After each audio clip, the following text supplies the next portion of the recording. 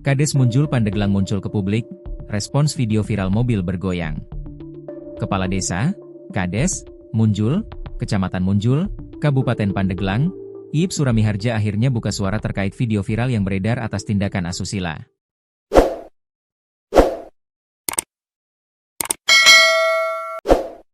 Sebagaimana diketahui, beredar sebuah video mesum atau tindakan asusila diduga dilakukan oknum Kepala Desa, Kades, Munjul, Kecamatan Munjul, Kabupaten Pandeglang, Senin, 20 Oktober 2025. Video tersebut viral di media sosial, medsos, di akun Instagram Pandeglang Eksis.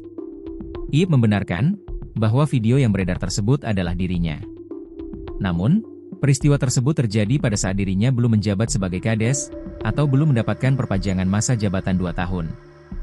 Jadi video itu sebelum saya menjabat sebagai Kades, yang mendapatkan perpanjangan 2 tahun, ujarnya kepada wartawan, Selasa, 21 Oktober 2025. Iip membantah jika video yang beredar tersebut terjadi di tempat umum, melainkan tempat pribadi. Bukan fasilitas umum yang beredar, tapi pribadi. Mobil pribadi, bukan juga mobil plat merah, tegasnya. Sebagai Kades, dirinya bukan tidak menjaga kode etik, tetapi peristiwa tersebut terjadi sebelum kembali menjabat sebagai Kades. Semenjak saya dilantik, sampai detik ini saya jaga kode itu.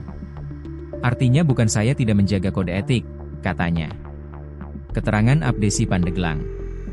Ketua Asosiasi Pemerintahan Desa Seluruh Indonesia, Abdesi, Kabupaten Pandeglang, membenarkan terkait video viral diduga oknum Kepala Desa, Kades, Munjul. Video mesum diduga Kades Munjul, Kecamatan Munjul, Kabupaten Pandeglang itu tengah viral di media sosial. Senin, 20 Oktober 2025, salah satunya di akun Instagram Pandeglang Eksis. Dalam video tersebut terlihat seorang pria memakai pakaian putih, dan seorang perempuan yang juga memakai pakaian putih di dalam mobil yang tengah asyik bermesraan. Aksi keduanya diduga dilakukan di tempat umum, sehingga salah seorang dari atas gedung merekam kejadian tersebut. Iya benar. Terduga pelaku berinisial I, ujarnya dalam sambungan telepon. Cecep mengatakan bahwa peristiwa tersebut terjadi pada bulan Mei 2025, sebelum I kembali mendapatkan perpanjangan sebagai Kades. Itu bulan Mei.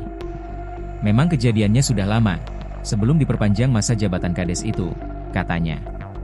Cecep mengaku, sudah melakukan beberapa pertemuan dengan Kades I. Namun I selalu merasa benar lantaran masalah tersebut diklaim sudah selesai di tempat. Beberapa kali pertemuan tidak ada titik temu. Karena Kades I ngaku masalahnya sudah beres, ujarnya.